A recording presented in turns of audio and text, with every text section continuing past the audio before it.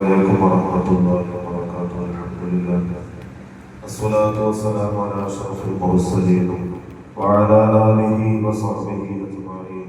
الله سبحانه وتعالى നമ്മുടെ വിളിച്ചുപോലെ കബൂലാക്കി അനുഗ്രഹിക്കുമാറാകട്ടെ. നമ്മുടെ ജീവിതത്തിൽ അല്ലാഹു ഖൈറും ബറക്കത്തും നൽകി അനുഗ്രഹിക്കുമാറാകട്ടെ. നമ്മുടെ പ്രയാസങ്ങൾ ബുദ്ധിമുട്ടുകൾ മുഴുവനും അല്ലാഹു മാറ്റി ജീവിതത്തിൽ നന്മകളും അല്ലാഹു നൽകി അനുഗ്രഹിക്കുമാറാകട്ടെ. നമ്മെല്ലാം മരണപ്പെട്ടു പോയ മുഴുവൻ പേർക്കും അല്ലാഹു തആല പരിപൂർണമായ മഗ്ഫിറത്തും റഹ്മത്തും നൽകി അനുഗ്രഹിക്കുമാറാകട്ടെ.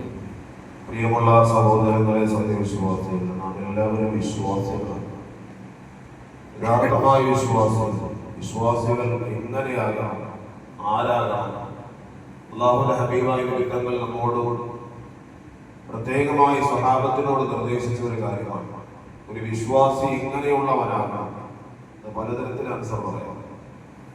റസൂലുള്ളാഹി സ്വല്ലല്ലാഹു അലൈഹി വസല്ലമ തങ്ങൾ സ്വഹാബത്തിന് എപ്പോഴും മോട്ടിവേഷനും പ്രചോദനവും നൽകിയിരുന്ന സയ്യിദുനാ റസൂലുള്ളാഹി സ്വല്ലല്ലാഹു അലൈഹി വസല്ലമ തങ്ങൾ സ്വഹാബത്തിനോട് പറയുമായിരുന്നു, നിങ്ങൾ എപ്പോഴും ഉന്മേഷമുള്ളവരാകണം, മടിയന്മാരാകരുത്, അതുപോലെ തന്നെ അശ്രദ്ധമായ ജീവിതം നയിക്കുന്നവരാകരുത്.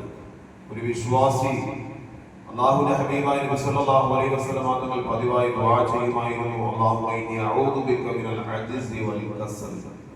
അല്ലാഹുവേ, അശക്തിയെ തൊട്ട് എന്നെ നീ കാക്കണമേ, മടിയെ തൊട്ട് അലസതയെ തൊട്ട് എന്നെ നീ കാക്കണമേ എന്ന് നബി സല്ലല്ലാഹു അലൈഹി വസല്ലം തങ്ങൾ പതിവായി ദുആ ചെയ്യുമായിരുന്നു. സ്വഹാബത്തിനോട് ദുആ ചെയ്യിക്കുമായിരുന്നു. കാരണം എന്താ?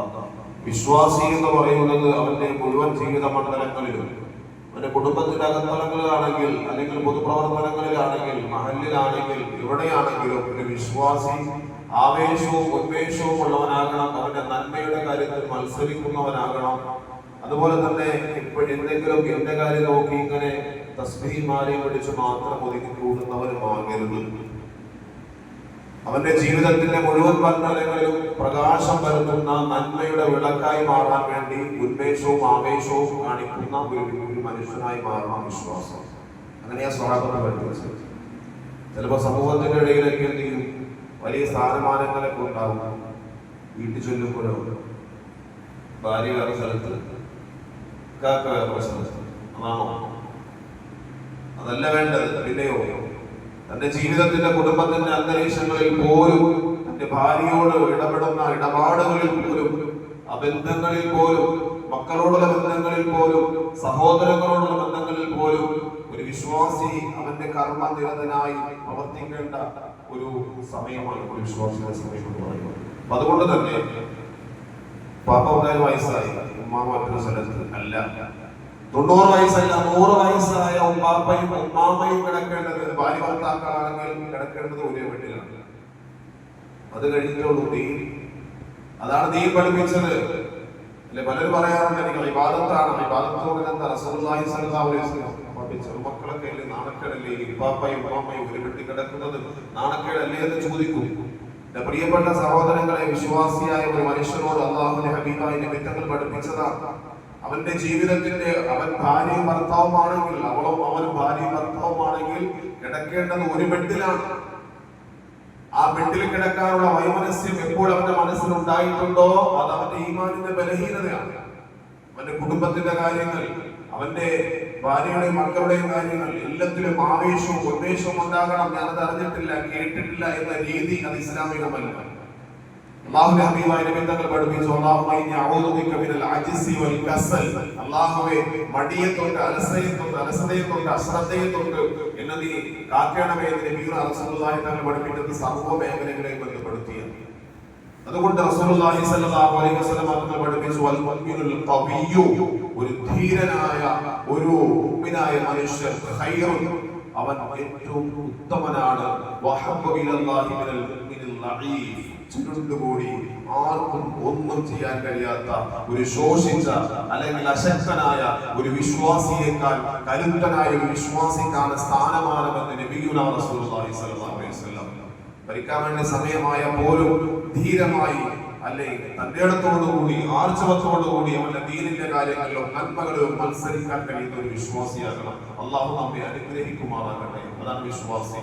എന്നെ കൊണ്ടൊന്നും കഴിയില്ല, എന്നെ കൊണ്ടൊന്നും ചെയ്യാൻ കഴിയില്ല എന്നൊരു മടിയുടെ നമ്മുടെ ഉള്ളിൽ നിന്നൊരു മടി നമുക്ക് ഇങ്ങനെ വരാറുണ്ട്. ആരാ നമ്മെ മടിയനാക്കുന്നത്? നമ്മെ മടിയനാക്കുന്നത് ആരാ? നമ്മുടെ ചെറുപ്പക്കാരനാക്കുന്നത് ആരാ? നമ്മുടെ നമ്മെ വാർദ്ധക്യമുള്ളവരാക്കുന്ന ആരാ? മറ്റുള്ളവരല്ല. നമുക്ക് രോഗം ഉണ്ടെങ്കിൽ നമ്മെ രോഗിയാക്കുന്നത് ആരാ? ആദ്യം ആരാ? പറയൂ, ആരാ? നമ്മുടെ വീടിന്റെ പുറത്തേക്കല്ല. നിങ്ങൾ വയസ്സായി എന്ന് നിങ്ങളോട് ആദ്യം പറയുന്നത് നിങ്ങൾ പിന്നെ ആരായിരിക്കും? നിങ്ങൾ ചെറുപ്പക്കാരനാണെന്ന് നിങ്ങളോട് ആദ്യം പറഞ്ഞു തരുന്നത് ആരായിരിക്കും? അപ്പുറത്തെ വീട്ടിലേക്കല്ല. നമ്മുടെ അകത്തൊരു സാധനമുണ്ട്. നമ്മുടെ അകത്തൊരു സാധനമുണ്ട്, മനസ്സ്, ഹൃദയമുണ്ട്. ആ ഹൃദയത്തിൽ നമുക്കൊരു തോന്നൽ വരും, ഇനി എന്നെ കൊണ്ടൊന്നും പറ്റൂല. 75 കഴിഞ്ഞല്ലോ, 75 കഴിഞ്ഞല്ലോ, ഇനി ഒന്നും കഴിയില്ല എന്നൊരു തോന്നൽ നമ്മുടെ ഹൃദയത്തിൽ ഉണ്ടാവും. ആ ഹൃദയം ഒന്ന് ചെറുപ്പക്കാരനായി മാറിയാൽ ഒക്കെ എല്ലാം ശരിയാവും. അപ്പൊ നമ്മുടെ ഹൃദയമാണ് എന്ത് ചെയ്യേണ്ടത്? കരുത്തു പകരേണ്ടത് നമ്മുടെ ജീവിതത്തിൽ. അൽ ഖവിയ്യു അൽ മുഅ്മിനുൽ ഖവിയ്യു, ഏറ്റവും ധീരനായ കരുത്തനായ മുഅ്മിന് അല്ലാഹുവിന്റെ അടുക്കൽ സ്ഥാനമുണ്ട്. പിന്നെ മുഅ്മിനുൽ ളഈഫ്, ബലഹീനനായ വിശ്വാസിയേക്കാൾ അത് നബിയുനാ റസൂലുള്ളാഹി സ്വല്ലല്ലാഹു അലൈഹി വസല്ലം.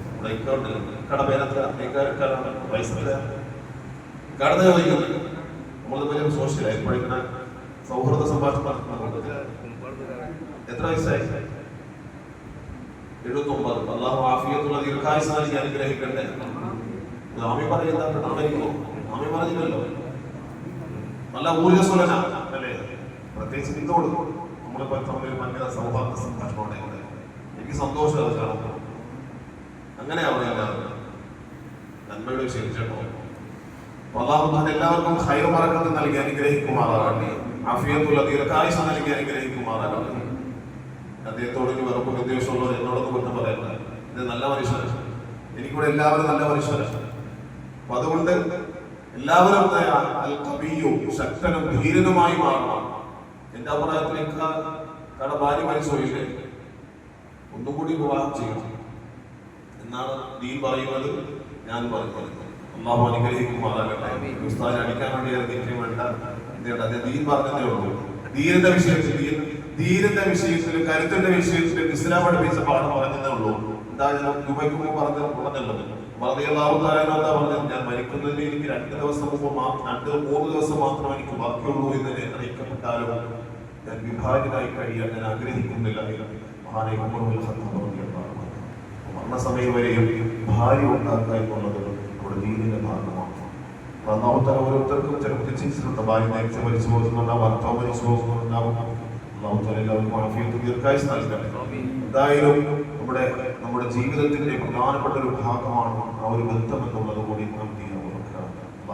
നമുക്ക് എല്ലാ നന്മകളും നൽകി അനുഗ്രഹിക്കുമാറാകട്ടെ. അൽഹംദുലില്ലാഹി റബ്ബിൽ ആലമീൻ.